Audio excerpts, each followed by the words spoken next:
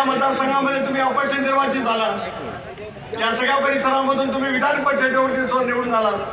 तुमचं काम आम्ही दीर्घकाळ पाहत त्या ठिकाणी आलो। परतूर सारख्या नगरपालिकेमध्ये अबाधित अशी सत्ता ठेवण्याचं काम परतूर वासियांच्या सहकार्यातून तुम्ही त्या ठिकाणी केलं आणि स्वतःच्या नावाची एक वेगळी प्रतिमा या संबंध मराठवाड्याच्या परिसरामध्ये निर्माण करण्यामध्ये तुम्हाला निश्चितपणे त्या ठिकाणी येईल। पण या लोकसभेच्या निवडणुकीच्या वेगवेगळ्या घटना घडल्या।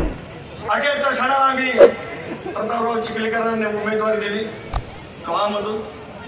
राजेश विटेकरांच्या निवडणुकीच्या वरती शिक्कामोर्तब अखेरच्या टप्प्यामध्ये आम्ही त्या ठिकाणी पातळीमधून केलं आणि डॉक्टर मनोज कायदेला उमेदवारी अर्ज भरण्याच्या दिवशी शेवटच्या दिवशी सकाळी 6 वाजता संभाजीनगर विमानतळावरती एबी फॉर्म डॉक्टर मनोज कायदेने दिला।